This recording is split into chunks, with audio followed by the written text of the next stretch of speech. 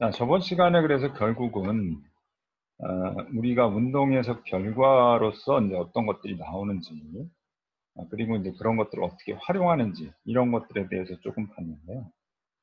잠깐 이제 뭐 전체적으로 보면 제일 먼저 육자유도 운동과 가속도가 나오죠. 그리고 그때 말씀드렸듯이 이 운동에서의 전제는 이거는 이제 강체다, 변형은 없다라고 했기 때문에 모든 점에 모든 점의 어떤 가속도나 운동 이런 것들은 중심에서의 가속도로 우리가 약간 정의돼서 알 수가 있죠. 그래서 이제 먼저 지금 요거는 특히 이제 특정 임의의 위치, 임의의 지점에서의 병진 운동, 복도 진동 목터. 사실은 우리가 이미 위치에서는 병진 운동만 관심 있죠. 그렇죠? 병진 운동이 결국 이제 우리가 관성력을 만들어내기 때문에 임의의 위치, 즉 X, Y, G에서 이때 이제 병진 운동을 합니다. 근데 이제 이게 다 우리가 복소수를 도입을 해서 문제를 풀었기 때문에 결과도 복소 진동 진폭 벡터 이렇게 해서 바를 붙여서 복소수가 나타내고요. 뭐 그래서 그때 이제 이 식은 이제 이렇게 나타내서 병진 운동과 로테이션 운동의 어떤 조합으로 우리가 표현할 수 있다라는 거였고요. 뭐 그래서 앞에서 구한 그걸 가지고 가속도를 가지고 이렇게 이제 어떤 내 모든 위치에서의 관성력을 우리가 계산을 할 수가 있죠. 그다음 유체력은 이렇게 순유체 정력학적 힘, 즉 복원력도 결국은 다 아시겠지만 복원력이라는 게 다 표면에서 물체 표면의 어떤 압력으로 작용을 하는 거였죠. 그다음에 이제 동력학적 힘이 있고요. 그래서 동력학적 힘은 뭐 인시던트 웨이브, 그다음 디플렉션 웨이브, 그다음 레디에이션 웨이브 이런 것들의 포텐셜로 정의된 걸 이용을 해서 이 프레셔를 구한다. 그래서 이제 요거를 구하는 거, 요게 이제 레디에이션, 디플렉션 레디에이션 포텐셜 티오리라고 이제 했었죠. 이렇게 구한 다음에 이제 이미 위치에서 우리가 보이론처럼 이미 위치에서 이제 시어 포스하고 닿는 이런 것들을 이용을 해서 이거 가지고 우리가 이게 결국 이게 이제 디자인 로드가 되는 거죠. 모든 엔진에서는. 그리고 단면력을 어떻게 구하는지 이거는 이제 간단한 보이론으로 이런 각 스트립에서의 힘들을 이제 접근해서 전단력과 모멘트를 이제 어떻게 구하는지를 계산했었습니다. 자, 그래서 이제 이 단면력이라는 게 배 같으면 이제 이렇게 우리가 알고 있는 보이론 가지고 계산을 할 수 있고요. 그 다음에 리그라든지 이제 우리가 이제 세마 형태 플랫폼, 프로덕션 플랫폼 있죠. 프로덕션 플랫폼은 좀 다르죠. 리그는 이제 이게 뒤에 요 밑에 우리가 뭐가 있어요. 이제 트러스트들이 있죠.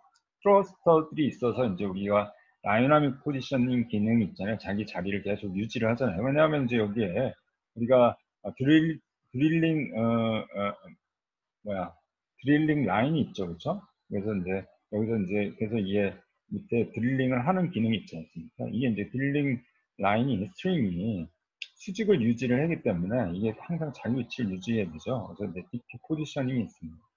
그다음에 드릴링 리그라고 하는 건 이제 한번 어디를 이제 탐사를 하죠, 그렇죠? 탐사를 해서 있으면 이제 끝이고 또 없으면 또 이동해서 또 하고 또 하고 또 하고 이렇게 하기 때문에 계속 자학 능력이 있습니다. 그래서 이제 움직일 때는 우리가 이게 이제 오퍼레이션 할 때는 이제 수심을 좀 깊게 가고요. 트랜짓 할 때는 여기 이제 폰트를 마치 배처럼 드래프트를 아주 얇게 한 다음에 아까 그 깊이를 가지고 우리가 이제 이동을 하게 됩니다. 그래서 이렇게 폰트 형태, 즉 배 형태의 구조를 갖고요. 프로덕션 플랫폼은 다르죠. 프로덕션 플랫폼은 이제 이게 밑에가 이렇게 사각 박스 형태로 링 형태로 되어 있습니다. 이렇게 처음에는 지금 못 그렸지만 이렇게 되어 있어요. 그래서 이제 축대층이 됩니다. 구조가 마찬가지로. 그래서 이거는 이것도 터치 기능이 좀 사실 안 좋아요. 굉장히 조심해서 좀 써야 됩니다. 예. 이게 좀 있었는데 또 안 보였나? 기억인가? 자, 여튼 뭐 세마이 프로덕션 플랫폼이 있고요. 리그가 있습니다. 자, 그것들에 대해서 이런 또 해석들을 많이 합니다.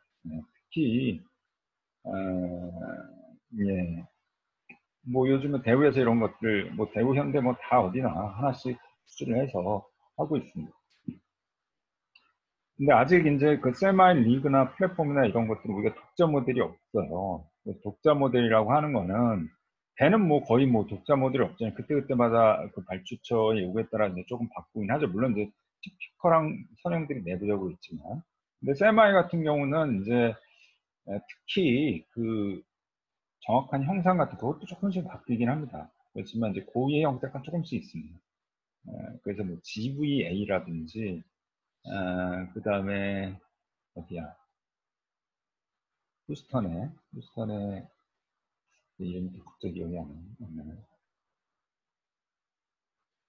여하튼 휴스턴에도 하나 그런 회사가 있고요. 그래서 그 다음에 이거는 이제 모스 마리타임이라고 노르웨이 회사에서 지은 그 가지고 있는데 모스 마리타임에 또 이 모스가 우리가 LNG 모스 디자인 있잖아요. 거기에 이제 특허를 개발했던 그런 엔지니어링 회사입니다.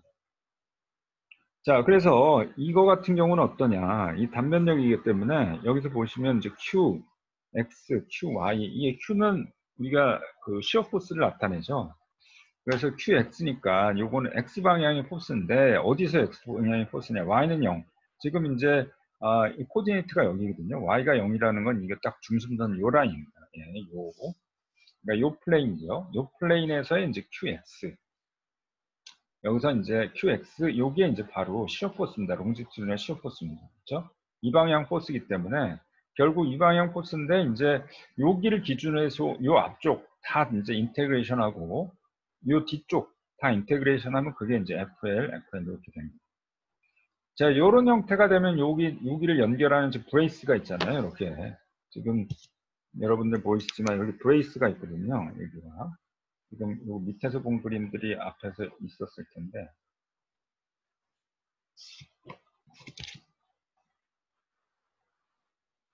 여기 있죠. 여기 보시면 이렇게 이제 브레이스들이 있습니다. 브레이스들이 이렇게 매달려 있어요. 이런 브레이스들이 이제 결국은 이 폰튼 두 개 사이가 이제 벌어지지 않게, 아니면 비틀리지 않게 이제 잡아주는 역할을 하죠. 자, 그래서 특히 이 브레이스에 큰 힘을 주는 게 이런 종방향 전단력이고요. 그 다음에 QY, 요거는 이제 Y가 0인 단면에서 Y 방향의 시어포스입니다. Y 방향 시어포스이니까 요거는 행방향으로 분할력, 스플릿 포스라고 이제 얘기를 합니다. 그 다음에 이제 요거는 비틀림. 요거는 이제 마찬가지로 그 Y는 0이라는 단면에서 그 MY, 그렇죠? MY가 이제 이 방향이죠. 그렇죠? 그러니까 이 방향으로 어떤 이제 모멘트를 유발을 하게 됩니다. 그게 비틀린 모멘트가 됩니다. 그래서 단면력이 조금은 다릅니다. 이런 것들은 이제 손으로 계산하기는 좀 쉽지 않죠. 그렇죠? 수치적으로 계산을 해야 됩니다. 그 다음에는 이게 이제 전달 함수와 응답 진폭 함수인데 결국은 우리가 앞에서 이제 운동 해석의 결과가 우리가 RAO라는 거가 있잖아요. 그렇죠? RAO라는 게 나온다라고 이제 알려 있잖아요. 그렇죠? 근데 이제 아마 운동 쪽에서는 이제 운동에 대한 RAO만 있지만 앞에서 우리가 이 운동에서 결과로 나온 거 있죠? 단면력이라든지 뭐 아까 여러 가지 담력력, 관성력, 그다음에 운동 가속도 이 모든 게다 어떤 RAO가 될 수가 있습니다. 그 대상이. 그래서 여기서 이제 전달 완성 응답이라는 게 결국 운동에서 나온 모든 결과들은 다 이제 이 응답으로 가정을 할 수 있고요. 우리가 이제 원하는 응답에 대해서 RAO를 우리가 가져올 수가 있습니다. RAO라고 하는 게 리스판스는 이제 아까 말한 그 리스판스가 되는 거고요. 앰플리튜드 오퍼레이터라고 하죠. 그렇죠? 앰플리튜드 오퍼레이터라는 게 이제 오퍼레이터가 연산자 이런 거였잖아요.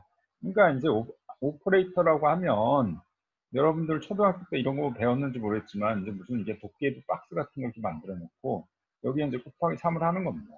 그래서 여기다가 뭐 2를 넣으면 곱하기 3에서 6이 튀어나오는 거죠. 그렇지, 이런 것처럼 연산이 아니라 연산. 왜냐하면 RAO를 우리가 운동 해석을 아까 유니트 웨이브에 대해서 이제 했다라고 했잖아요. 그렇죠? 유니트 웨이브. 그러니까 지금 선형이고 유니트 웨이브에 대한 리스판스이기 때문에 여기에 이제 우리가 뭐 웨이브 하이트가 웨이브 앰플리튜드가 뭐 2m든 3m다 하면 그거에 2배, 3배만 해주면 돼요. 그러니까 결국은 1m 왔을 때 그 응답이 어떻게 되는지를 나타내는 오퍼레이트입니다. 네, 그래서 그 RAO가 결국은 RAO라고 하는 것이 이제 결국 선형 시스템에서 응답에 대해서 아웃풋이 어떻게 나오는지를 판단하는 겁니다. 자, 그래서 전달 함수라고 하는 것이 여기서 그 정규파와 응답 간의 선형 관계를 바탕으로 두 관계를 정리하는 수를 이제 트랜스포 펑션이라고 합니다. 여기서 보면은 이제 트랜스포 펑션이라고도 하고 응답 진폭 함수라고도 하는데 그 차이는 있습니다. 이제 이 응답 진폭이라고 하는 거는 이제 우리가 응답 앰플리튜드에만 우리가 관심이 있을 때 쓰는 거고요. 트랜스포 펑션이라고 하는 건 이거는 여기 나오지만 이거는 우리가 어떤 응답이 복수 함수로 나오기 때문에 그것들을 이제 또 다른 복수 함수로 정리를 해주는 데 쓰는 겁니다. 그럼 펑션이라고 하는 이유는 여기가 이제 오메가 2에 따라 이게 다 다르잖아요. 그렇죠? 오메가 2에 따라 다르기 때문에 펑션이라고 우리가 하는 겁니다. 뭐 뒤에서 예제가 있으니까 이제 한번 보죠. 그래서 원점에서 정규파의 파형은 아까 이제 원래 코사인으로 이렇게 표현할 수 있죠. 그렇죠? 근데 어떤 편의성 때문에 우리가 이렇게 복소수로 나타냈고 이제 그걸 리얼 파트만 취한다라고 했었죠. 그 다음에 이제 특정 부위치 응답이라고 하는 거는 이제 우리가 또 마찬가지로 이 코사인이 들어갔을 때 코사인으로 표현을 하긴 해야 되죠. 근데 그냥 있는 게 아니라 여기가 위상차가 나온다고 그랬고 그 다음에 여기 앰플리튜드는 이제 우리가 리얼 파트, 이미지널 파트로부터 이제 우리가 얻어지는 거죠. 그래서 이제 요 R 바가 리얼과 이미지널이 나눠지고요. 그 다음에 이제 코사인, 알사인이 나오고 이거 이제 리얼 파트를 취하게 됩니다. 그렇게 되면 이제 이런 식으로 리얼과 이미지널이가 나오고요. 코사인, 사인이 나오는데 요걸 이제 묶으면서 요 위상차가 나오는 거죠. 자, 그래서 이거는 이 복수 전달함수 H라고 하는 거는 결국 이 이제 우리가 이 알바 있잖아요. 알바가 우리가 알바를 RI와 IM 이렇게 나눴잖아요. 그걸 이제 우리가 운동에서 썼던 앰플리튜드. 물론 요거는 이제 지금 1로 하긴 했지만 뭐 이걸 3m로 하고 이걸 해줄 수도 있죠. 그렇죠? 뭐 이렇게 왜 하냐. 사실은 이제 그 우리가 선형이라고 가정했지만 실제 선형이 아닐 수가 있거든요. 그러면은 이제 외부 앰플리튜드 1m짜리를 가지고 RAO를 구할 때 하고 3m짜리, 5m짜리 가지고 그 응답이 그러니까 1m일 때하고 5m일 때하고 그 응답이 5배가 안 됩니다. 네. 이선형인데는. 그러면 이제 어떻게 하죠? 그렇게 되면 이제 뭘 가지고 계산하느냐에 따라 다르지만 가급적 이제 우리가 계산하려고 대상이 뭐 6m다라고 하면 그러니까 이제 6m의 웨이프 앰플리튜드라고 하면 가급적 5m짜리 가지고 앰플리튜드를 계산을 앰플리 5m짜리 가지고 RAO를 계산하는 게 나을 수도 있죠. 그렇죠?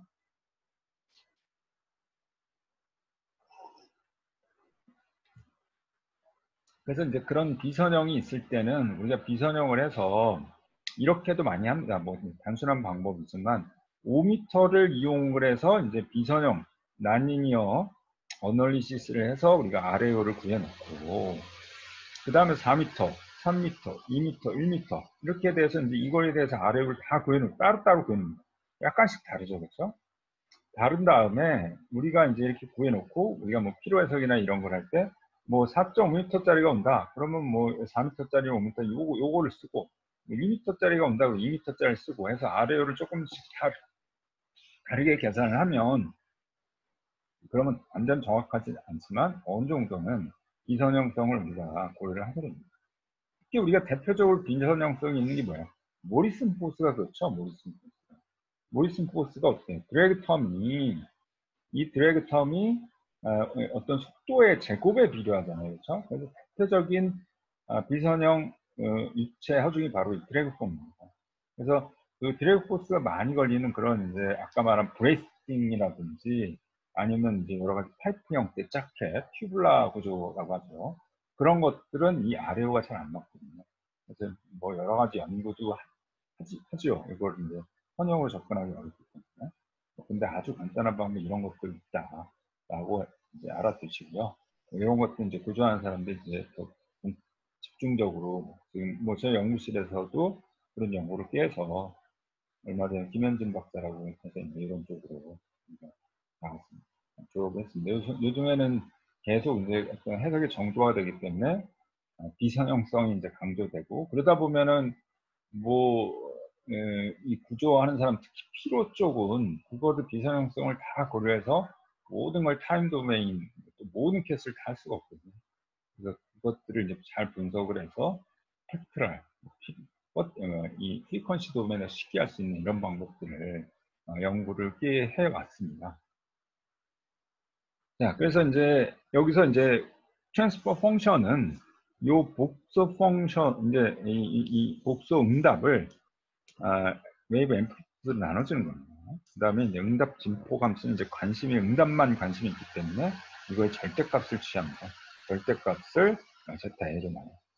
그 다음에 이제 특히 이제 위상차도 이제 중요합니다. 위상차는 이열과 이미지 단위를 탄제트를 씌워가지고 계산할 수가 있죠.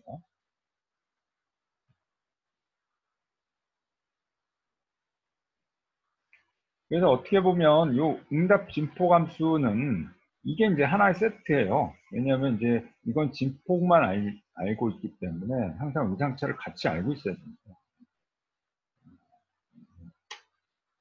네, 같이 알고 있어야 되고요.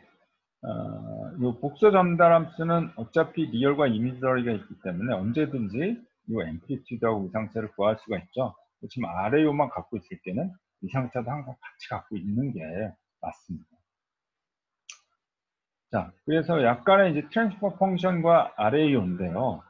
지금은 뭐 이런 것들은 아레이오라고 보시면 앰플리튜드만 나타내는 거기 때문에 트랜스퍼 펑션은 사실 이거는 좀 나타내기가 좀 어렵죠, 그렇죠? 그래서 요건 이제 아레이오만 앰플리튜드만 나타내는 거고, 요거는 이제 어떤 그래프로 우리가 직관적으로 알 수 있고, 그다음에 이게 이제 제대로 됐는지 이런 것들을 편하기 때문에 아레이오를 씁니다. 트랜스퍼 펑션은 이제 그림으로 그리는 상당히 어렵고 트랜스퍼 펑션을 그림으로는 못 본 것 같은데 자 그래서 지금 약간 여기 아마 오타가 있을 거예요. 여기가 아마 0으로 되어 있을 텐데 히브 같은 경우에 이제 보면 그 t가 무한대로 갈 때, 즉 오메가 0으로 갈 때, 이때 오메가 0으로 갈 때는 이제 지금 RO가 이제 1이 되죠, 그렇죠? 이제 어떤 배가 있는데 파장이 뭐 그 프리퀀시가 이제 0으로 간다라는 거는 주기가 엄청나게 긴 거고 파장이 엄청나게 긴 거죠. 그러니까 이제 거의 무한대로 길기 때문에 거의 뭐 이 웨이브가 그 주기가 없는 겁니다. 거의 평평하다 마찬가지죠. 그렇기 때문에 그런 상황에서 이제 웨이브 앰플리튜드 오르락 내리락 하면 이 배도 똑같이 따라서 이제 오르락 내리락 하겠죠, 그렇죠? 원래 이제 어떤 배라고 하는 게 운동이라는 게 이제 이 안에서 웨이브가 이렇게 잔파가 있으면 서로 이제 어디는 올라가고 어디는 내려가고 해서 이렇게 서로 상쇄되는 그런 게 있잖아요, 그렇죠? 근데 파장이 거의 무한대로 길면 거의 다 평평하다 그러면 이 그냥 전체적으로 수산면이 올라가면 배도 그냥 따라서 같이 운동을 하겠죠. 그 다음에 히브 같은 경우는 마찬가지로 이게 이제 히브에 대한 건데 반대로 이제 프리퀀시가 무한대로 커집니다. 예, 그러면은 뭐 아까도 했지만 이제 여기 이 안에서 이렇게 꼬불꼬불하기 때문에 거의 자기네들끼리 상쇄를 합니다. 플러스 마이너스 상쇄를 하기 때문에 거의 운동을 하지 않죠. 그 다음에 여기서 히브 같은 경우는 180도짜리는 이제 바로 이제 떨어지고요. 그 다음에 측면에서 봤을 때 좀 더 이렇게 커졌다가 이제 내려오는 경우는 있습니다. 그 다음에 피치 같은 경우는 요거는 요때나 다 거의 0이 되죠. 그죠? 뭐 그런 특징이 있고요. 그 다음에 이거는 확실히 피치 같은 경우는 180도로 올 때가 크겠죠. 그렇죠? 그 다음에 90도로 왔을 때는 많이 작고요.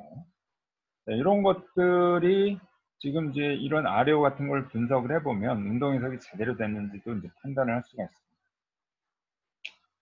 그 다음에 이제 단면력에 대한 아래였네요. 이제 사실 우리가 관심 있는, 구조가 더 관심 있는 건 이제 이거죠. 그래서 이제 요거는 4분의 1. 시어 포스는 여러분들 4분의 1에서 제일 크죠? 그러니까 보통은 이제 시어 포스가 이제 이런 형태가 되죠. S자 형태가 되고요. 이게 이제 시어 포스가 되고, 밴딩 모멘트는 이제 이 접근하니까 이제 이렇게 되죠. 그렇죠? 밴딩 모멘트가 가운데 크다라는 건 뭐 상식인데, 이게 크려면 어떻게 돼요? 이게 이제 결국은 이 밴딩 모멘트를 미분한 게, 이거 미분한 게 시어 포스잖아요? 그러니까 이거 미분하면 기울기가 여기서 이제 0이 되면서 바뀌지 않습니까? 이렇게 되죠. 그래서 시어 포스는 이 센터에서 시어 포스를 재는 거는 바보입니다. 4분의 1에서 시어 포스를 확인을 해야 됩니다. 자, 그래서 시어 포스가 이제 4분의 1에서 따지고요. 이거는 뭐 보나마나 헤딩 앵글 180도, 즉 선수파에 대해서 제일 크다라는 걸 이제 알 수 있겠죠.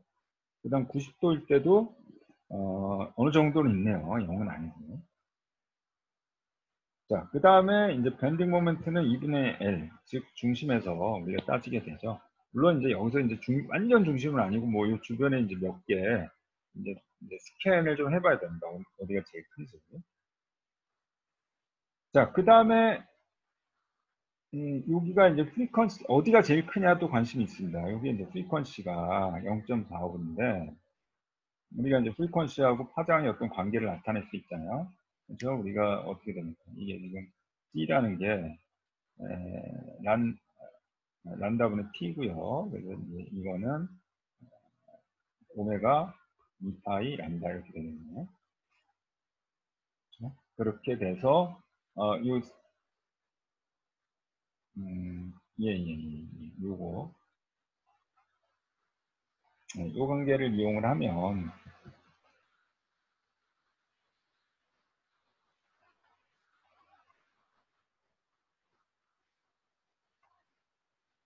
요거는 안 되겠네요. 이건 없어지니까 안 되겠죠. 우리가 이제 오메가 GK 요걸 이용하면 되죠. 그렇죠? 그러면 이게 이제 K라는 게 2파이를 란다로 나눠준 거기 때문에 요걸 이용을 하면 간단하게 이제 오메가하고 란다의 관계를 알 수가 있죠. 그래서 요 프리퀀시로부터 요 란다, 웨이브 랭스를 구해보면 요게 이제 거의 100일이와 해당되는 300m가 좀 넘습니다. 그 말은 뭐예요?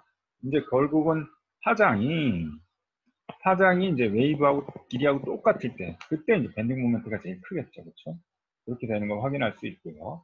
당연히 헤드시에서 이게 최대가 되는 걸 우리가 알 수 있습니다. 자, 사실은 여기서 이제 우리가 디자인 웨이브를 결정하는데, 결국은 내가 밴딩 모멘트에 대한 디자인 웨이브를 결정한다라고 하면 헤드시를 헤드시 때 제일 크니까, 그렇죠? 그 다음에 그 프리퀀시도 어떻게 제일 큰 거니까 요 이제 제일 요 피크점에 대한 프리퀀시를 계산을 합니다. 마지막으로 이제 앰플리튜드만 계산을 하면 되죠. 앰플리튜드는 이제 장단기 해석을 해서 결정을 하는데 그 뒤에 설명이 있습니다. 자, 그래서 이 RAO가 있고요. 뭐 이제 일단은 우리가 V체의 응답 스펙트럼을 구합니다. 요건 이제 전진 속도가 없는 경우는 우리가 그냥 오메가를 그대로 쓰면 되고요. 전진 속도가 있는 경우는 조금 복잡한 게 오메가 2가 있기 때문에 이제 그거가 조금 고려를 해야 되는 거죠. 자, 일단은 그 파 스펙트럼인 경우에 파 스펙트럼이 지금 우리가 정의가 이제 이렇게 됐었잖아요. 그 S 제타로 표현하고 그게 미소량은 고고에 해당되는 그 웨이브 앰플리튜드의 이제 제곱에 비한다 이렇게 됐었죠. 그 다음에 그래서 이제 근데 응답 스펙트럼 어떻게 되냐? 이 파 대신에 응답이기 때문에 이 제타 A 대신에 응답에 해당하는 R의 A의 제곱을 써주면 됩니다. 네.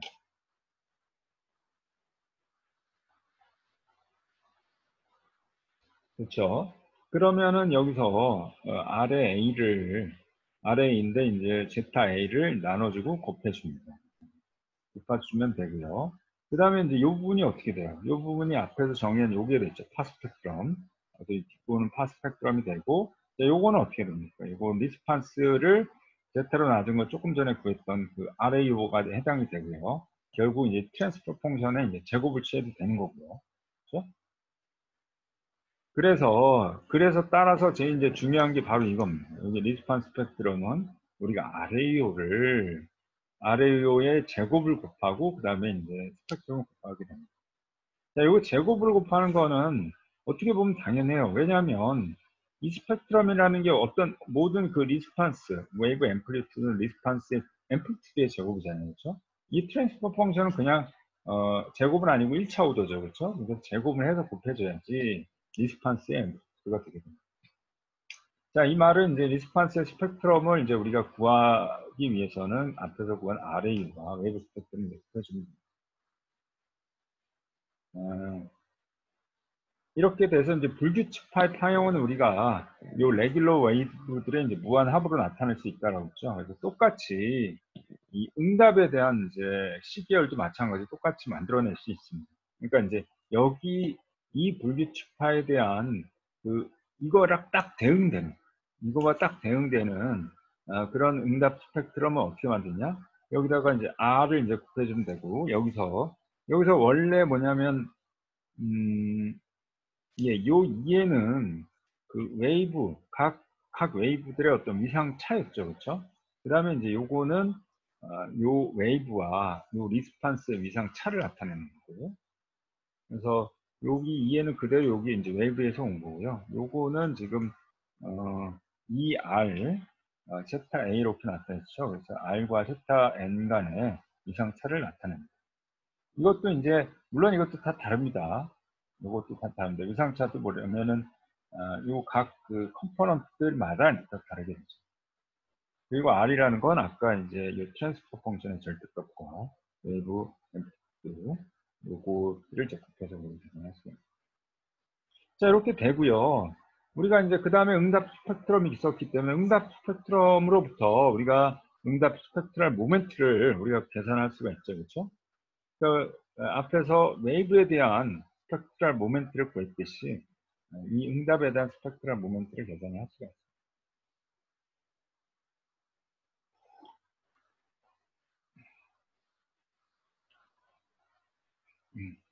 이게 이제 그림이 잘 나타낸 건데요.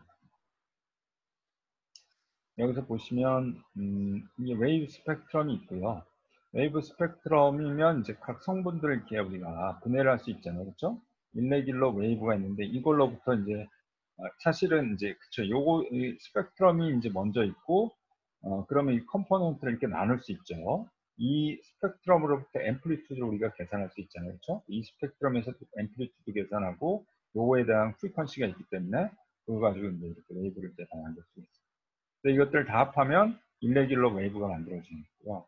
그리고 이제 각 컴포넌트별로 우리가 어떤 그 위상차가 있잖아요. 페이스 앵글 있잖아요. 이건 사실 랜덤하게 생성을 했는데도 만들 수 있는데, 요게 지금,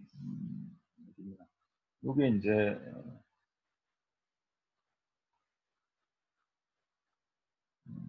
예, 요거가 지금, 요게 입실론 n이죠. 입실론 n. 입실론 n인데 요게 조금 빠져있네요. 표시가. 그 다음에 이제 두 번째는 입실론 r 체타. 요거는 이제 그 다음부터는 리스판스로 가는 거예요. 요거는 이제 리스판스에 대한 스펙트럼이고요. 그 다음에 이제 요 리스판스 스펙트럼은 아까 웨이브 스펙트럼에다가 아까 트랜스퍼 펑션을 제곱해서 이제 더한다. RAO를 제곱해서 더한다. 이렇게 할 수도 있다. 그렇죠? 그래서 그걸로부터 마찬가지로 똑같이 이 레귤러 웨이브들을 만들어낼 수가 있고요. 요게 이제 이상차인데 요게 이제 요 웨이브 그러니까 요 레귤러 웨이브와 요거의 어떤 위상차를 우리가 나타냅니다. 그러니까 요 위상차는 이제 아까 앞에서 나왔었죠. 여기서 이제 위상차라는 거 어떻게 구하냐. 이거죠, 이거. 그러니까 R과 세타의 어떤 위상차는 그 트랜스포 펑션 요거를 가지고 계산하는 겁니다. 그러면 어떻게 돼요? 예. 그러면 결국은 지금 요거에 요런 이제 레귤러 웨이브가 왔을 때 그거의 리스폰스를 그대로 재현할 수가 있죠. 그다음 또 이런 게 왔을 때 여기에 또 그대로 재현했어요. 그러면 이제 이것들을 결국 합하면 이런 이제 일레귤러 웨이브가 만들어지는 거예요. 그러면 어떻게 돼요? 그러면 결국은 이런 일레귤러 웨이브가 왔을 때 그거의 리스폰스가 바로 이겁니다. 이건 타임 도메인 해석을 사실은 하면 바로 나오겠죠. 여기 이제 이런 응답이 왔을 때 이제 각각 잘라가지고 해석을 하면 여기 나오는데 그렇게 하는 게 아니라 그런 걸 할 필요가 없이 스펙트럼만 알고 위상차만 이제 트랜스퍼 펑션만 잘 알면 결국 이걸 이제 스펙트럼으로부터 이런 웨이브가 왔을 때 정확히 어떤 웨이브가 왔는지를 우리가 유출할 수 있어요. 이게 굉장히 큰 힘이죠. 우리가 주어진 건 스펙트럼 뿐인데, 아레이와 스펙트럼 뿐인데, 이런 타임 시리즈를 정확하게 우리가 유출할 수가 있는.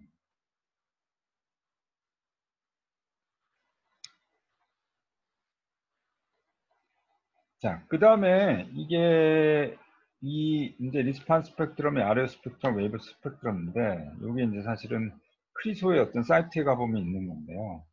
이 재밌습니다. 이제 뭐냐면, 웨이브 스펙트럼이 있고, 리스판 스펙트럼이 이제 다르다 이거죠. 근데 리스판 스펙트럼은 맥시멈은 이제 다 똑같아요. 똑같은데 이제 주기적으로 특성이 다 다르죠. 그렇죠? 이게 굉장히 중요한 겁니다.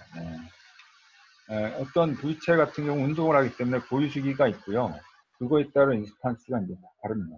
그래서 이거를 합하면, 그러니까 이거 결국은 이게 지금 리스판스의 제곱에 웨이브 스펙트럼을 곱한다라고 했죠. 그거는 뭐 그냥 어렵지 않습니다. 그냥 잘라서 요 점을 딱 취하고 그 다음에 여기에 해당되는 뭐 0.3 얼마다 그럼 여기에 해당되는 값을 이제 읽어가지고 이거 제곱하고 이거 해서 그냥 더해주면 됩니다.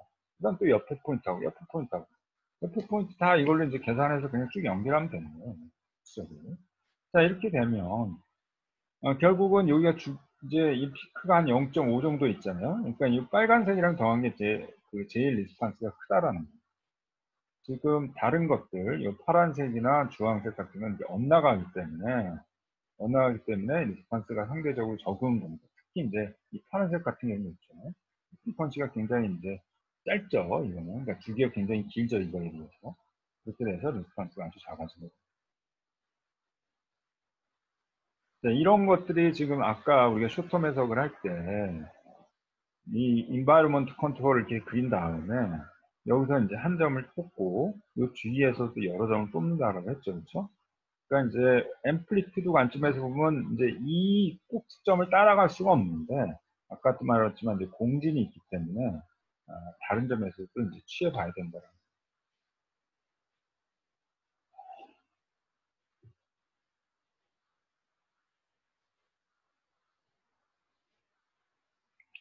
자, 그래서, 그 응답 스펙트럼 가지고,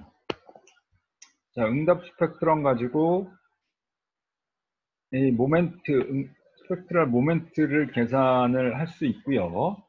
그 다음에 이제 우리가 이 모멘트를 계산하면 우리가 이제 응답도 마찬가지로 레일레이 분포를 우리 가정할 수 있습니다. 우리가 웨이브 앰플리튜드가 레일레이 분포를 따르죠, 그렇죠? 그렇기 때문에 레일레이 분포를 따르기 때문에 이제 이거를 그대로 이용하면 앞에서 구한 우리가 숏텀 해석이라든지 이런 것들, 그 다음에 이제 우리가 뭐 H, significant wave height, 뭐 이런 것들을 다 M으로 표현을 했잖아요. 그렇죠? 그런 거랑 똑같이 그대로 그 공식들을 쓸 수가 있습니다. 자, 그래서 이게 이제 significant wave height에 대한 거고요. 요게 이제 R을 붙인 건 리스판스라는 거지, 뭐 M0인데, R에 대한 이제 M0란 뜻입니다. 특별한 건 없어요. 그 다음에 그 라지 n이 굉장히 클 때, 그렇죠? 그때는 우리가 이제 바를 씌운 거하고 안 씌운 거, 우리가 차이 알죠? 이렇게 됐을 때 이제 요 커트라인이 R의 n분의 1이고, 그 다음 요것들의 이제 평균, 그게 이제 R 바가 되죠, 그렇죠? 근데 이제 이게 n이 굉장히 커서 이게 아주 끝머리에 있으니 거의 두 개가 같다라고 했었죠. 이렇게 되는 경우, 이렇게 같은 경우는 이제 우리가 이게 이제 바로 슈텀 해석을 하는 기본이 되는 거죠. 그 다음에 이제 OCM 프라이스 식에 의해서 이것도 마찬가지로 리스판스도 피크에 대해서 평균주의가 있고 제로 크로싱에 대한 평균주의가 있습니다. 그래서 이런 엔들 값 가지고 우리가 계산할 수 있다라고 했어요. 자, 여러분들 이제 여기까지 한번 좀 여태까지 한 번도 뭐 이게 좀 토론을 못했는데 이 부분이 사실 여기 잘 알고 있는 학생들도 있습니다. 이것들을 좀 공부를 연구에서 좀 하는 학생들도 있어서 아주 잘 아는 학생도 있는데요. 그렇지 않으면 이게 조금 어려워요. 예. 스펙트럼 이런 것들이 좀 어려워요. 그래서 저는 이제 4학년 수업 같은 경우는 팀을 짜서 너희들이 한번 이걸 공부를 해서 요약해서 한번 발표를 해봐라. 서로서로 한번 질문을 한번 해봐라. 라고 좀 시켜봤는데, 글쎄 내가 봤을 땐 평균적으로 이해를 한 60, 70%밖에 못하더라고요. 시간이 별도로 줘서 했는데. 그래서 뭐 대략은 아는데, 대략 흘러가는 건 아는데, 이제 콕 집어서 물어보면 잘 모르더라고요. 그래서 조금 논의를 할 필요가 있는데, 자, 여기까지 혹시 좀 궁금한 거, 질문, 이해 안 되는 거, 다시 좀 설명해 달라는 그런 거 좀 있으면 하세요. 뭐 별로 없으면 제가 또 질문을 하겠습니다. 거꾸로.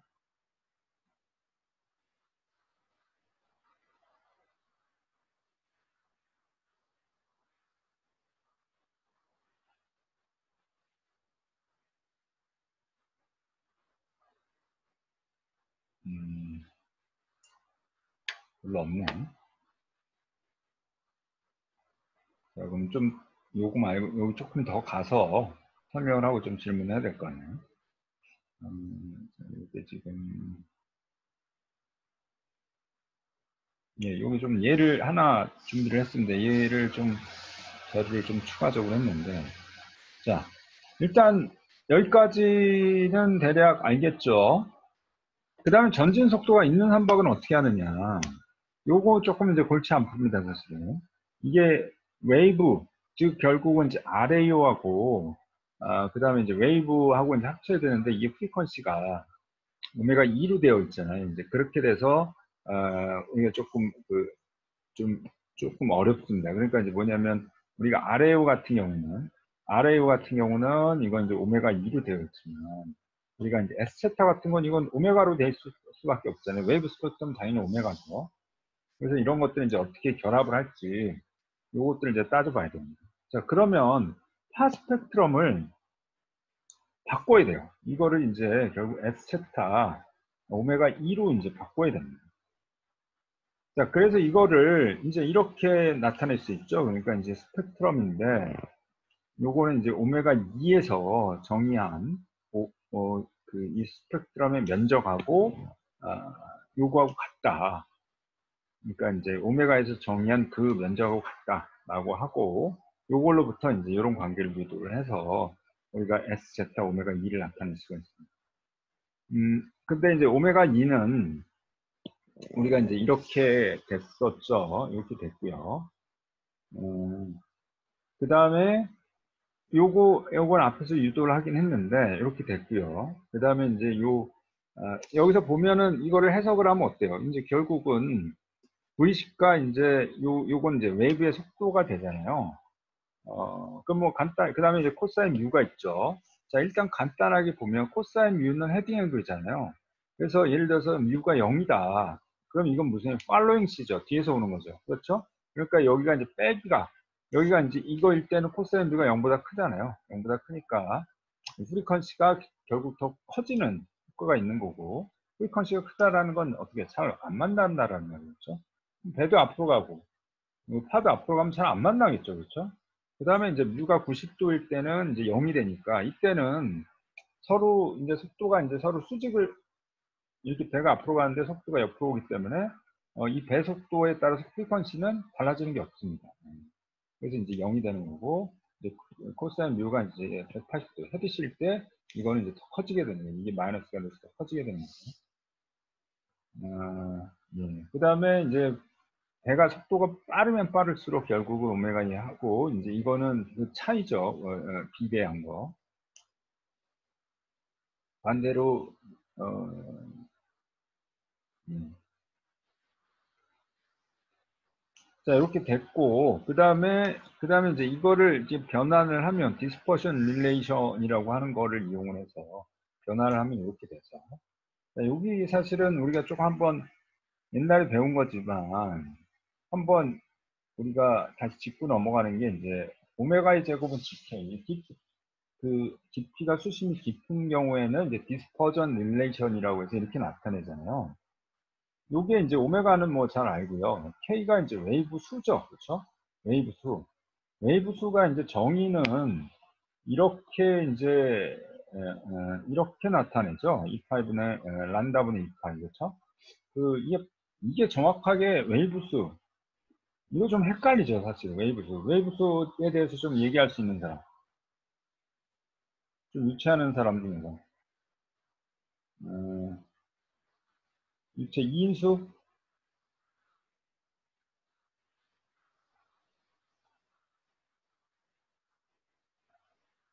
자, 2인수 웨이브 수를 어떻게 이게 표현을 여기 해야 돼요? 네, 이인수입니다, 교수님. 예, 2인수지. 네.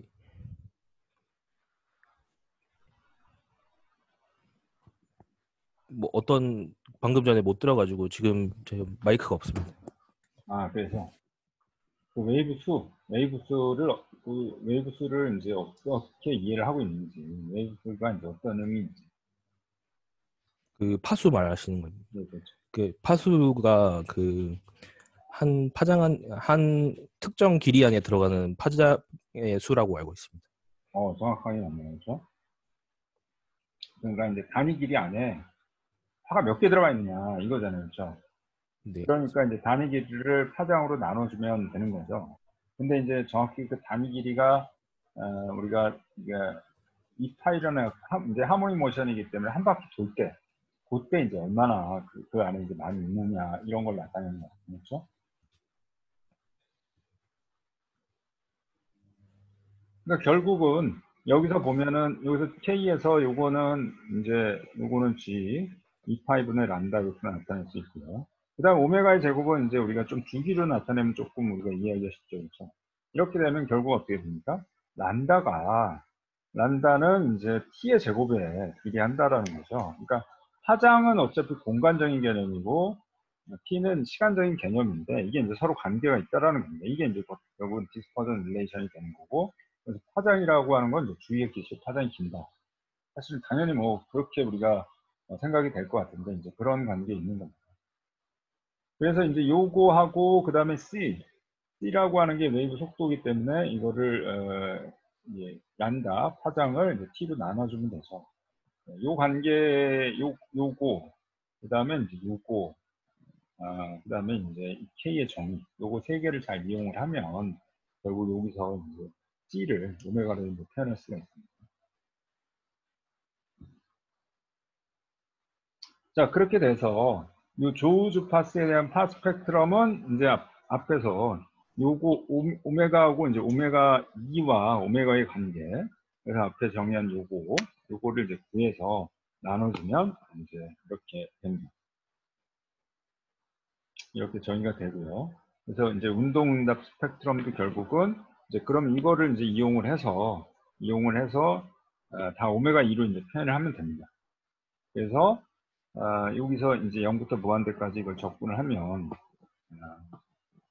요게 이제 이게 나오죠.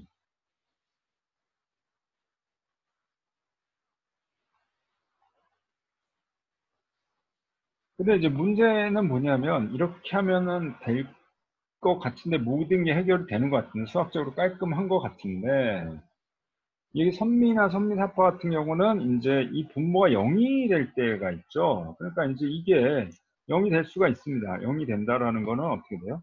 0이 된다라고 하는 거는 이게 그렇죠. 여기가 0이 되는 거죠. 여기가 0이 된다라는 건 이제 결국은 오메가 2가 0이 되는 겁니다. 그러니까 이제 결국 오메가 2가 된다라는 건 주기가 무한대가 되는 거, 안 만나는 거죠. 그러니까 배가 이렇게 이제 V로 가고 있는데, 이렇게 가고 있는데, 뒤에서 어떻게 돼요? 파도 똑같이 C도 어떤 V라는 속도로 계속 온다, 똑같이 온다. 그러면 만나질 않겠죠. 그렇죠? 계속 같이 가는 거죠. 그렇게 되는 경우는 이게 이제 0이 될 수가 있습니다. 이게 0이 되면 요 스펙트럼이 그때 이제 그런 오메가에 대해서, 특정 오메가에 대해서 무한대가 될 수 있습니다. 그러니까 여기서 이제 S, 제타 2를 해보, S는 항상 이렇게 됐는데 그런 게 아니라 여기가 이제 중간에 이게 무한대로 가버릴 수가 있다. 그럼 적분하면 이제 무한대가 되기 때문에 적분이 안 돼요.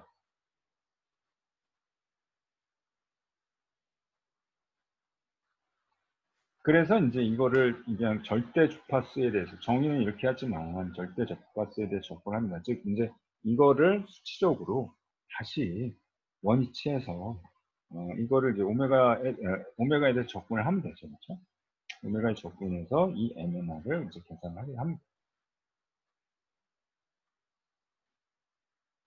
그리고 이제 웨이브라고 하더라도 실제 이 오메가 2에 대해서 그 RAU를 표현하지는 않아요. 그렇게 되면 우리가 각도에 따라서 이제 오메가 2가 다 달라지잖아요. 지금 여기서 보면 오메가 2라는 게 코사인 뮤에 대한 함수잖아요. 그러면 아까 이제 우리가 이거를 뭐 150도, 180도 막 이제 같이 비교를 해가면서 이렇게 이제 나타냈잖아요. 이때는 오메가 2를 쓰면 이게 이제 하나의 그래프로 나타낼 수가 없습니다. 그래서 그거를 다 같은 오메가로 그냥 메인 프리퀀시를 다 바꿔가지고 이렇게 이제 그래프 해봐야 좀 편하게 볼 수가 있습니다. 그래서 아까 이제 이런 스펙트럼도 마찬가지고 아까 또 이제 헤딩 앵글 간에 아니 그 헤딩 앵글이 다른 거에 따라 상대 비교를 하기 위해서는 다 오메가를 나타내겠습니다. 자, 여기까지는 뭐 특별한 건 없고요. 자, 그 다음에 실제로 이게 요거를 잘못 가져. 이거는 이제 설계표 결정하는 건데 요거는 장기 해석용이기 때문에 조금 나중에 보고요. 요게 이제 단기 해석에서 구한 그런 예제를 제가 조금 더 가져왔습니다. 이 예제 한번 보면 좀 이해가 될 것 같아요. 이거 좀 생각을 해봐야 될 것 같아요.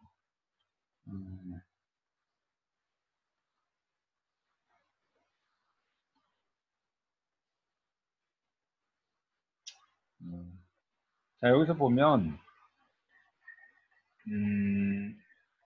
우리가 이제 설계 하중이라는 게 있고 그걸 유도하는 설계파라는 게 있거든요. 그러니까 설계 하중이라는 거를 무슨 말이냐면 설계 하중이 보통 우리가 쓰죠. 그래서 아까 뭐 디자인 이제 웨이브 밴딩 모멘트, 웨이브하고 스태틱을 합쳐서 디자인 밴딩 모멘트. 잠시만요.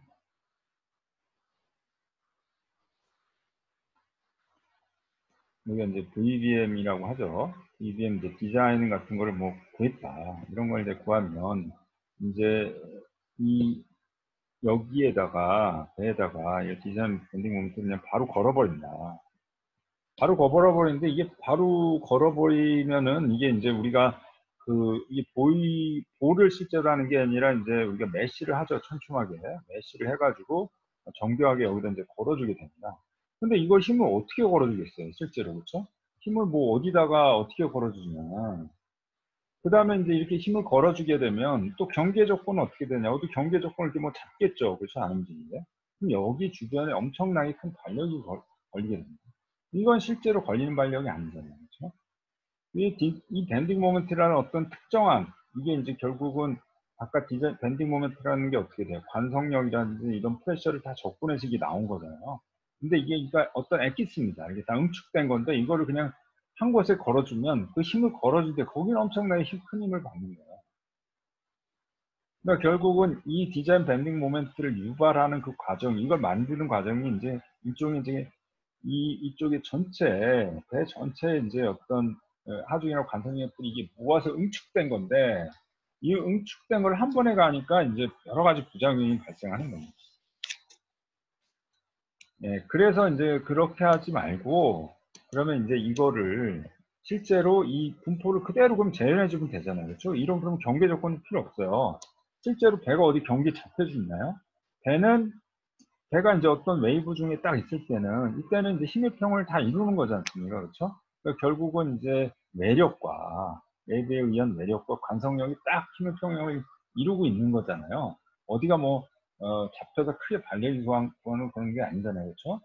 그러니까 그 상태를 그대로 만들어주면 이 경계 조건이 없어도 우리가 있는 그대로 배를 만들 수가 있습니다. 그래서 디자인 하중하지 말고 디자인 하중을 주는 웨이브, 그걸 이제 디자인 웨이브라고 하고 그 디자인 웨이브에 대해서 우리가 포텐셜 띄우는 운동에서 그래서 거기서 관성력이라든지 아니면 프레셔를 구해서 그걸 직접 배에다 주자. 그러면은 실제 똑같은 상황을 연출할 수 있다라는 게 이제 설계파에 대한 개념입니다. 여기서 보면 설계 하중을 전체 위원 모델에 직접 가할 경우 실제 선발 경험에 대한 하중을 그대로 재현하기가 매우 어렵다. 그래서 전선에 걸쳐서 분포한 관성력, 동압력, 정압력 이런 것들을 그대로 전선 모델에 가해주게 되면 서로 평형을 이루어서 중앙부에서 설계 부품을 그대로 재현할 수가 있다. 그래서 설계 하중이 발생하는 하나의 규칙파를 정하고 그 다음 그 부위체 그 파를 지나는 어느 한순간에 겪는 모든 하중을 다 그대로 재현을 하자. 있는 그대로. 그러니까 배가 이제 웨이브를 딱 지나는 어느 한순간을 그대로 재현을 하자는 거예요. 예, 그래서 이제 앞에 그런 얘기가 있고요. 자, 이게 설계하 중에 근데 이게 다 다릅니다. 설계하 중에 다 달라요. 요런 그 세마이 리그 같은 경우는 아까 주요 하중이 이 스플릿 포스, 그 다음에 이제 모멘트, 시어 스플릿, 요게 스플릿 포스네요. 요게 이제 론디튜나 시어 포스. 그 다음 위에 이제 큰 이런 네릿 같은 게 있잖아요. 그렇죠? 여기에 시추하려면 이제 시추 라인을 여기서 이제 비트를 여기다가 이제 여기다 꽂고 이제 들어 올려가지고 여기다 꽂고 그 다음에 이걸 돌리고 하는 그런 이제 장비들이죠. 이런 것들은 이제 가장 큰 힘은 다 관성력이 가장 크게 문제가 되죠. 그래서 이거 위치에서 관성력, AT, AL 뭐 이런 것들에 대해서 그러니까 이제 어떤 웨이브가 AL을 제일 크게 만드느냐 그 웨이브를 만들어서 이제 그 웨이브가 있는 그 상황을 그대로 조회를 하자는 거예요. 그런 게 이제 디자인 웨이브고요. 그럼 구조물마다 다 다릅니다. 그래서 그 구조물의 어떤 특성을 잘 분석을 해서 하게 됩니다. 여기도 마찬가지로 LNG 운송선 같은 경우는 자 여기서 보시면 자, 이렇게 발라스트인 경우는 어떻게 되냐 호깅 밴딩 모멘트 이때를 이제 디자인 밴딩 모멘트라고 합니다. 이게 근데 왜 호깅을 해요? 자, 발라스트인 경우일 때 어때요? 발라스트인 경우는 이 가운데가 빵빵한데 가볍죠. 그래서 이제 위쪽이 이제 올라가고 위 앞에 뒤에는 이제 엔진도 있고 그다음에 여기도 이제 뭐그 청수 탱크나 이런 것들이 있거든요. 이런 것들이 좀 있어서 조금 무겁게 내려옵니다. 반대로 이제 선수미는 샤프하기 때문에 부력은 작죠. 자, 이렇기 때문에 이제 어떤 호깅 상태가 되기 때문에 스태틱에서 호깅이 되기 때문에 이 지금 웨이브 상태도 호깅 모멘트를 맥시멈으로 하는 걸 디자인 웨이브로 잡는 겁니다. 반대로 반대죠. 이제 플로드 같은 경우는 여기가 무겁기 때문에 밑으로 쳐지고 여기는 이제 상대적으로 여기도 물론 이제 비슷하지만 상대적으로는 가볍기 때문에 여기가 아니 여기는 이제 많이 채워지고요. 그럼 상대적으로는 가볍기 때문에 얘는 또 위쪽으로 가게 됩니다. 그래서 지금 세깅 상태가 되기 때문에 플로드일 때는 이제 세깅 상태를 맥시멈으로 하는 거를 이제 구해서 평가를 하게 됩니다. 그리고 이제 아무래도 여기가 밴딩 모멘트이기 때문에 이 주변만 이 미드십 주변을 이제 주로 많이 체크하게 됩니다. 특히 이런 데 같은 경우 어떻게 돼요? 데크 이런 데가 좌골 같은 게 많이 문제가 되겠죠. 그런 것들이 이제 집중적으로 보게 됩니다. 자, 이런 거 같은 경우는 어떻게 됩니까? 이런 거 같은 경우는 자, 요거는 이제 1번 탱크가 비어있다라고 가정을 하는 겁니다. 물론, 뭐, 웬만하면 안 비우고 다니겠지만, 아주 뭐 특별한 경우는 이렇게 비울 수도 있겠죠. 뭐, 다 채울 수 없다든지. 자, 이렇게 비워져 있을 때는 어떻게 됩니까? 요 바텀의 프레셔가 가장 클 때, 요 밑에 더블 바텀 구조가 제일 취약해지겠죠. 여기는 그러니까 여기는 어떻게, 이렇게 이제 채워져 있을 때는, 여기 프레셔가 커도 어떻게, 서로 상쇄되죠. 그래서 이 더블 바텀은 별로 큰 하조 같지는 않습니다. 근데 비어있을 때는 이 바텀이 이제 제일 크게 되면 그때가 이 더블 바텀 스트럭처 제일 견디기 어려운 데죠. 그렇죠? 그래서 그 변형도 어떻게 돼요? 거의 뭐 이렇게 급격하게 휘겠죠. 그럼 이런데 그런 급격한 변화가 시작되는데 이런데 아주 큰 능력이 발휘돼요.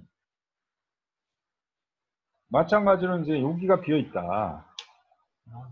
여기가 비어있다 이렇게 되면은 그렇게 되면 이제 이 그림을 제가 좀 잘못 그린 것 같네요. 그래서 여기가 지금 부력이 크니까 이쪽으로 올라가고, 여기는 하중이 크니까 이렇게 내려오죠. 그렇죠? 그래서 이제 여기에 큰 전단력이 걸리게 됩니다. 전단. 그러니까 스태틱 상태에서도 이미 이제 여기 전단력이 큰 상태이기 때문에 웨이브로도 여기가 이제 전단력이 같은 방향으로 크게 걸리는 그런 웨이브를 선택을 해주면 그때 이제 이 화물창 구조가 가장 최악의 상태로 가게 되는 거죠. 여러 가지 이제 로딩 컨디션이라든지 어떤 부위체 특성 이런 것들을 고려해서 설계파를 신중하게 구합니다. 그래서 성급별로 프로젝트별로 조금씩 달라요. 그래서 이제 미리 성급하고 이런 해석 프로시저를 절차를 내서 충분히 이제 협의를 하죠. 그때 이제 선주도 이제 엔지니어링 기술이 있기 때문에 선주도 같이 이제 인발브를 하게 됩니다. 이거에 따라 뭐 일도 달라지고 또 일의 양뿐만 아니라 이게 보강량이 달라지기 때문에 이제 웨이트도 많이 달라지죠. 그래서 이런 것들 가지고 상당히 많이 싸웁니다. 싸우려면 우리가 좀 잘 알아야 돼요. 그래야 뭔가 좀 싸우죠. 자, 여하튼 자, 요거는 지금 뭐냐면 우리가 요 아까 뭐 여태 계속 보여줬던 건데 요런 쌤 리그에 대한 예제입니다. 리그에 대한 예제인데요. 지금 이게 이제 컨디션이 세 가지가 있어요. 오퍼레이팅 1이고 오퍼레이팅 2가 있고 서바이벌 컨디션이 있습니다. 오퍼레이팅 1이라고 하는 거는 그냥 드릴링 계산하는 겁니다. 이거는 이제 물론 이제 C스테이트는 이거는 여기 뒤에도 보면 좀 마일드하죠. 웨이브 하이트가 한 7m. 요 정도까지는 이제 드릴링 계속 할 수 있다. 그래서 이제 요 플랫폼 모션이 그 드릴 스트링 컴펜세이터가 뭐 얼라블 옵셋 안에 있다. 이게 무슨 말이냐면 스트링이 이제 우리가 이렇게 이제 세미 리그가 이렇게 있을 때 옛날에 이거는 이제 이런 해양 구조, 해양 산업이 좀 컸을 때 이건 이제 외부 세미나들이 굉장히 많이 와서 했는데 요즘은 또 그럴 기회가 없네요. 드릴링 이제 우리가 스트링이 있죠. 그렇죠? 드릴링 스트링을 이제 이 드릴링 파이프에다가 이제 이 안에다 넣고 이제 쭉 이렇게 해서 하죠. 그렇죠? 제일 깊은 건 3000m까지 내려가 있죠. 그렇죠? 근데 이게 운동을 하면 어떻게 돼 있어요? 운동을 하면 뭐 늘어날 땐 좀 나은데 내려갈 때는 이게 이제 압축이 걸리면 자국이 나면 끝장나는 거죠. 그렇죠? 이게 자국이 얼마나 깁니까 이거? 그러니까 잘못해서 조금만 내려가면 이제 끝장납니다. 그래서 중간에 컴펜세이터가 있습니다. 그래서 티브가 가 있더라도 이게 이제 바로 연결된 게 아니라 이게 이제 위에서 이제 어떤 와이어 같은 거 연결이 돼서 마치 이제 이게 이제 움직이더라도 어느 정도 몇 미터 정도는 이게 이제 여기 하중이 가지 않게 어떤 일종의 이제 약간 허공에 좀 떠 있는 거예요. 이제 플렉서블하게 이 구조하고 연결이 되어 있는 거예요. 그게 이제 컴펜세이터고 옵셋은 우리가 이 무어링이 있으면 이제 웨이브가 오면 이제 그 웨이브 세컨 오더 그 때문에 이게 이제 드리프트를 하죠. 그렇죠? 펴류를 하죠. 이렇게. 펴류를 하죠. 이렇게 이동을 하죠. 그렇죠? 이동을 하게 되면 또 이게 밴딩이 생기면 또 못 견디죠. 그렇죠? 그래서 어느 정도 이제 허용되는 옵셋, 어느 정도 흡수되는 그런 양 정도가 있기 때문에 이때는 이제 컨티뉴어스 드릴링 할 수 있다. 이게 이제 굉장히 중요한 건 이건 거꾸로 어떻게 되면 웨이브가 어느 정도일 때까지 이런 것들이 가능하냐 이걸 정밀하게 계산을 해줍니다. 그래야 현장에서 아 웨이브가 이 정도면 괜찮아 그냥 해도 돼 라고 이제 판단할 거 아니에요. 거꾸로 계산한 게 한 이 정도입니다. 그러니까 거꾸로 계산한다는 게 이제 웨이브를 조금씩 바꿔가면서 얘 이제 스펙이 있겠죠. 그거의 범위를 이제 만족시켜주는 이제 웨이브 하이트나 주기나 이런 것들을 미리 이제 맥시멈 값들을 이제 구해놓습니다. 근데 오퍼레이션 2는 이거는 이제 로테이팅 못합니다. 작업은 못하는데 하여튼 마린 라이저가 이제 연결은 되어 있는데 일단은 오퍼레이팅은 이제 중단한 그런 상태고요. 그건 한 10m 정도 되는. 그 다음 서바이벌은 어떻게 하냐면 이게 이제 드림스트링을 끊어요. 이거 도저히 안 돼, 이거는. 이러다가 드림스트링 다 망가져, 꺾어져. 그래가지고 이제 이거를 끊고 그냥 이제 우리가 배에서 이제 떠다니면서 이제 견디는 겁니다. 물론 대피를 할 수도 있는데 대피 안 하고 견디는 거. 이거는 지금 보면은 웨이브 하이트가 7.3m까지 우리가 될 수 있다라는 거죠. 이게 세마이니까 이제 응답이 좀 적으니까 좋죠. 이게 이제 특히 그래서 드릴십이 있고 세미 리그가 있잖아요. 그렇죠? 드릴십은 상대적으로 그래서 이런 컴펜세이터 이게 쉽은 이제 좀 모션이 크죠. 그렇죠? 피부 모션이 크기 때문에 좀 불리하고요. 세마이 리그는 아까도 말한 이제 이렇게 반잠수식이니까 우리가 수선면의 변화에 따라서 이 무력이 많이 안 달라지잖아요. 그렇죠? 그래서 세마이 리그가 이제 많이 쓰입니다. 특히 북해나 이런 쪽에서 많이 씁니다. 여기 보시면 뭐 17.3이 어마어마한 그런 웨이브 하이트죠. 그 다음에 웨이브 헤딩 앵글 같은 경우는 지금 뭐 이렇게 이제 지금 운동 해석을 하는 건데, 웨이브 헤딩 같은 경우는 15도 간격으로 180도 이렇게 갑니다.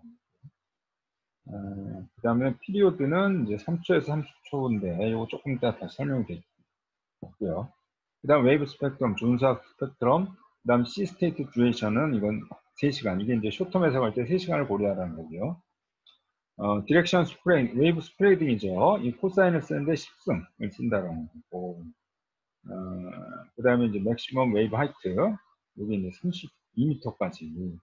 그러니까 16m의 2배네요. 32m까지 지금 경기했다라는 거죠. 어마어마하죠. 32m 웨이브 하이트가. 자, 그 다음에 이거를 이제 운동 해석을 하는데, 우리가 판넬 모델, 판넬 띠어에 대해서 잠깐 이제 배웠잖아요. 그렇죠? 근데 이제 이런 거는 중간에 이 브레이싱 같은 경우는 모리스 포스를 받습니다. 모리스 포스도 판넬로 우리가 포텐셜 띠어를 계산이 안 돼요. 그래서 또 따로 소프트웨어, 그래서 와담 소프트웨어인데, 모리스 모델은 따로 이렇게 또 만들어주고, 그냥 판넬 모델 따로 만들어줍니다. 그래서 물론 이제 합쳐서 보여주긴 하는데, 일단 정의는 따로따로 한다면 요거는 받는 힘은 모리스 이퀴션으로 계산을 하고, 요건 이제 포텐셜 티오리를 이제 계산을 하게 됩니다. 그래서 두 개를 합쳐가지고 또 강요식 풀어요. 조금 어렵죠. 그 다음 C스테이트는 이제 우리가 C스테이트는 이제 인바이러먼트 컨투어를 이렇게 그린 다음에 여기서 이제 이 주변을 이제 우리가 몇 개를 뽑는다고 그랬잖아요. 근데 리그라고 하는 놈은 이놈은 이제 뭐 이 주변을 막 돌아다니잖아요. 그렇죠? 돌아다니니까 이런 웨이브 스케트 데이터라는 거를 뭐 마땅하게 만들 수가 없어요. 이건 막 어디 들어갈지 모르니까. 그래서 이제 어떻게 하느냐. 자, 그러면은 이제 웨이브 하이트, 시그니피컨트 웨이브 하이트를 이렇게 이제 일단, 예. 지금 그 우리가 HS는 자, 우리가 어떤 시스템을 정해요. 여기가 이제 어딘지는 모르는데 그냥 대충 아주 그냥 제일 큰 놈을 우리가 고른다. 17.3 이렇게 골랐어요. 그러면 이 주기가 이제 문제잖아요. 주기는 어떻게 하지? 그래서 주기는 어떻게 하냐? 여기 주기는 보면 그래? 그럼 주기는 모르니까 그냥 여기 다 쓸어. 여기 다 쓸어. 여기 어디지 모르니까 그래서 H는 10점을 하고 여기 이제 웨이브 피리오드는 여기 보면 13m에서 13m도 하고 14.5도 하고 뭐 20도 하고 21도 다 하죠. 그렇죠? 사실 이런 거는 없죠. 그러니까 컨투어가 지금 어떻게 됐냐면 이렇게 돼 있다가 이 밑에서 그냥 상단에서 놀다가 밑으로 이제 그다음에 이렇게 내려오는 건데 말이 안 되죠. 그렇죠? 원래 이제 피크 포인트가 있는데 이 피크 포인트에 해당되는 주기를 잘 모르니까 사실은 뭐 한 15에서 한 16초가 아마 적당할 것 같은데 너무 보수적으로 지금 20초나 21초는 이렇게 내려올 수밖에 없거든요. 그런데도 불구하고 그냥 이렇게 그냥 다 써버리는 거예요. 그래서 이게 굉장히 지금 보수적으로는 되어 있어요.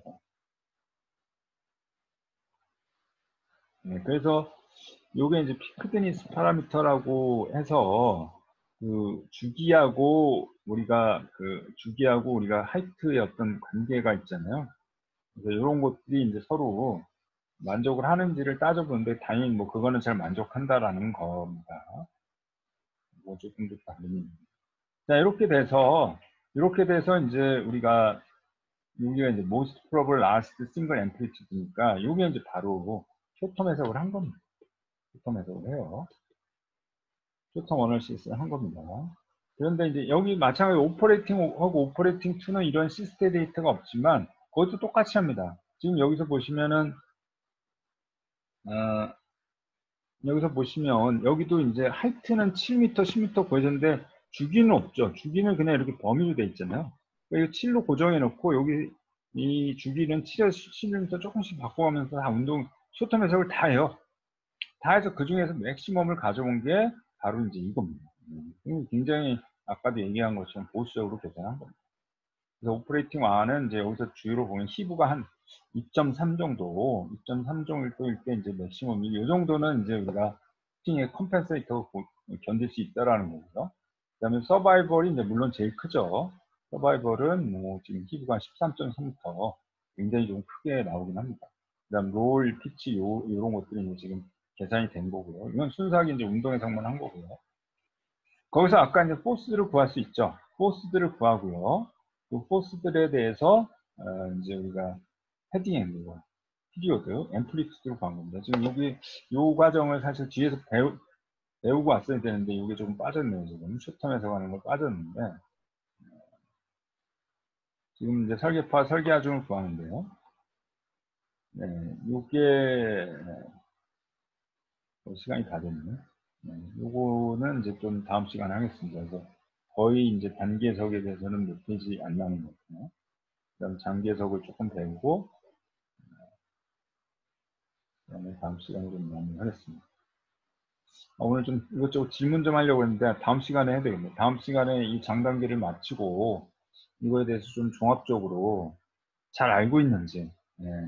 여러분들 제가 좀 질문들을 뭐 특별한 건 아니고요. 여기에 있는 내용들을 잘 이해했는지를 좀 질문하겠습니다, 여러분들. 랜덤하게 막 질문할 테니까 다음 시간에 이 부분을 좀 잘 공부를 해오세요.